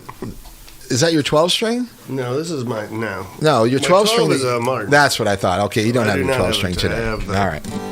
I have the 6 with me today. All right, cool. I asked Kyron about this before, but listeners always ask what kind of instruments do people play. So even though you're playing Kyron's tonight, what's your... what type of guitar do you like to play? And I'm sure you have more than one, perhaps, but like, what's your go-to? I usually just play this. I haven't done a lot of research on acoustic guitars, honestly, but I play a Breedlove, and it's kind of like a... They make beautiful guitars. Yeah, they do. It's kind of like a blondish, like it's really big. Really? So sometimes it's kind of hard to play because it's pretty thick, but I'm not exactly like 100% sure what model or anything it is. Okay. But I think it has a really nice sound because I tend to play like pretty hard. But no, I really like it. All right, cool. All right, we're going to get a song from you. What are you going to play for us? I'm not really sure. I'll figure something out. Yeah, Kyron, let's turn that one down toward her guitar. Thank you. All right. Put you on the spot, my bad. There we go. All right. Once again, Open Mic Radio. We got a few minutes left here. Stick around. Rashumba and a reggae party. Reggae party coming up at 6 o'clock until 8.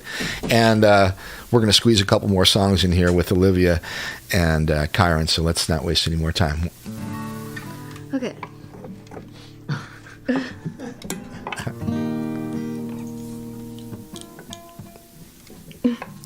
We'll make sure she's in tune, and I'll remind you that you can listen to all these programs on the web at kopn.org.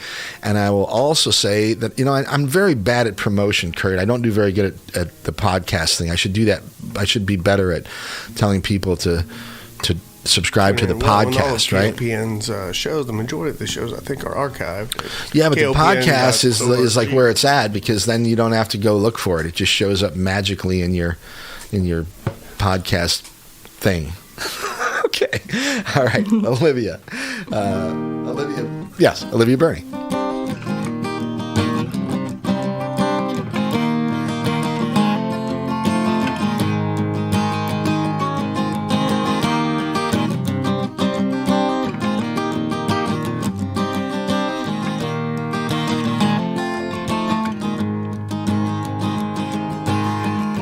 I can't forget what I've done, and it won't let me sleep at night. Truth beside us, longing's fun. I swear I'll be alright. I look for kindness in your eyes. Sometimes there's power for the skies. I treat myself with such relief, but I wonder, honey, was it ever me? Yes, I wonder, honey, was it ever me? You asked, was I worthy? Didn't answer 'cause I'm not. Nothing is harder than the truth, and I can't handle you.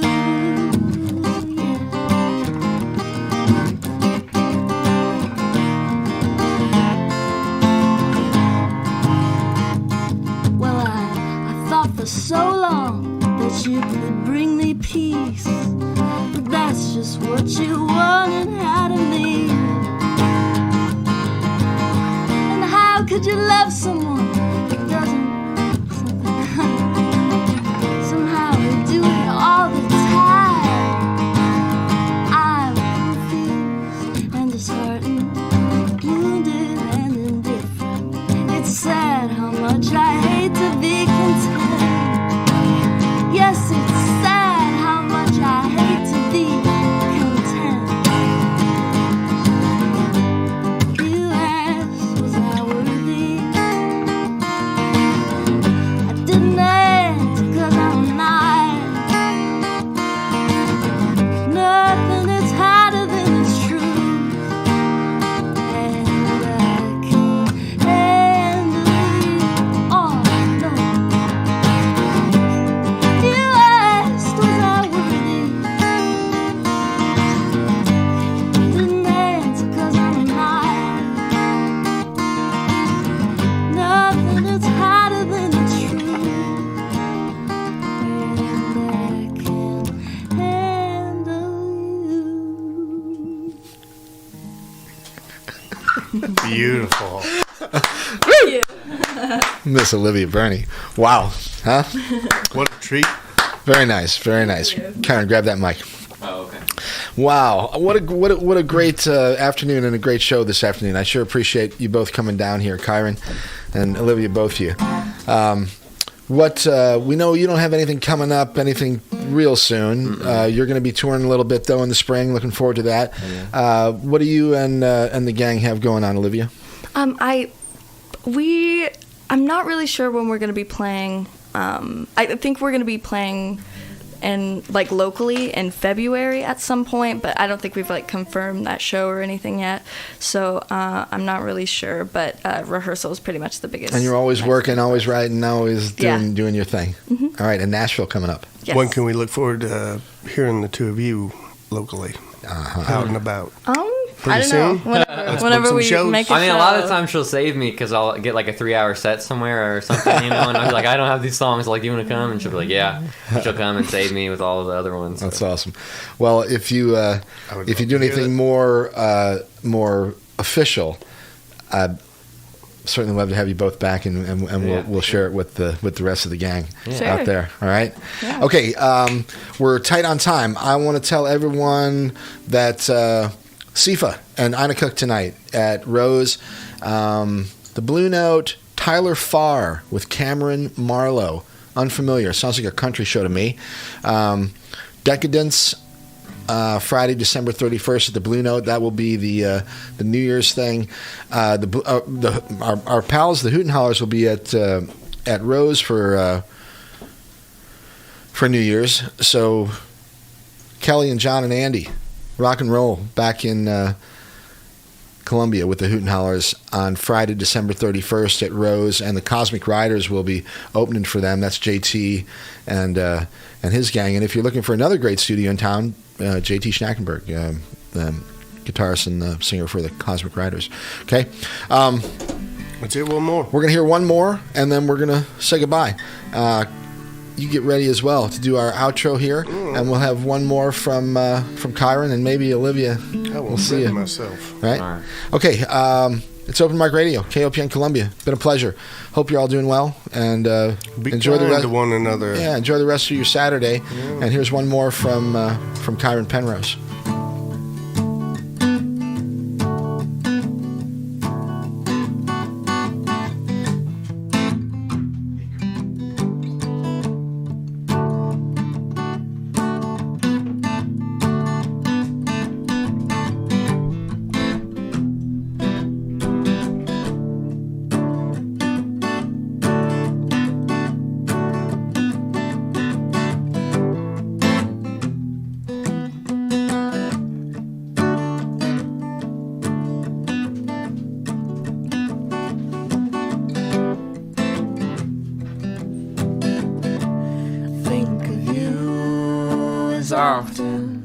As often as I'm willing to forget. Cameras rolling, beats bumping, singing sound. You don't have to complain when you see me around. I don't think I could stand talking to you.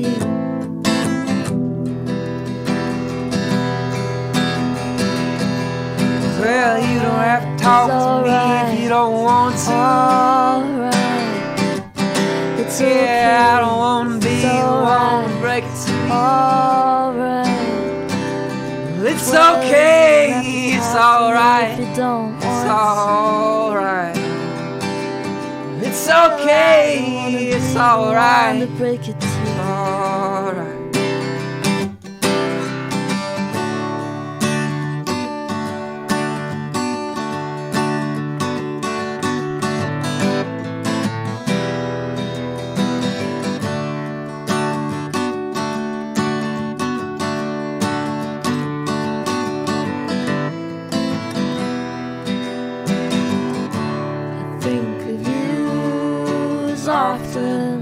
As often as I'm willing to forget.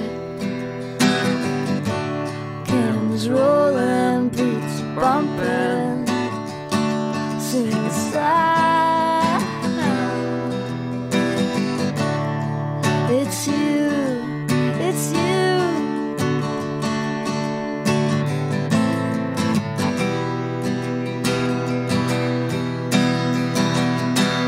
Well, you don't have to talk to me, you don't want to. It's yeah, I don't want to be one to break it to you. It's okay, it's alright. It's alright. It's okay, it's alright. It's alright.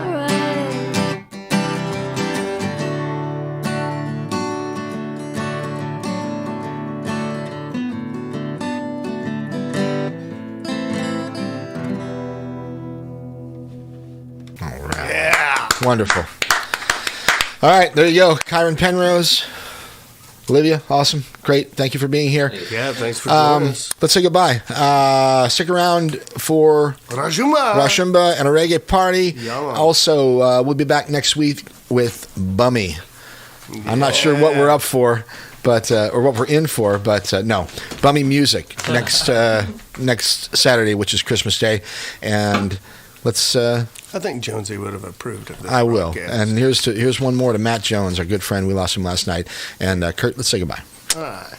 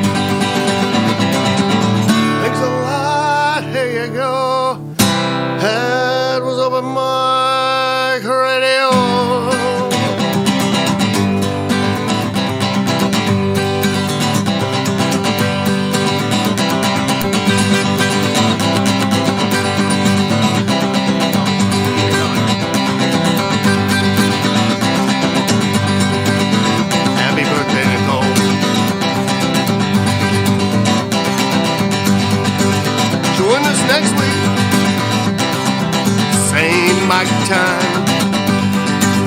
Same open mic channel.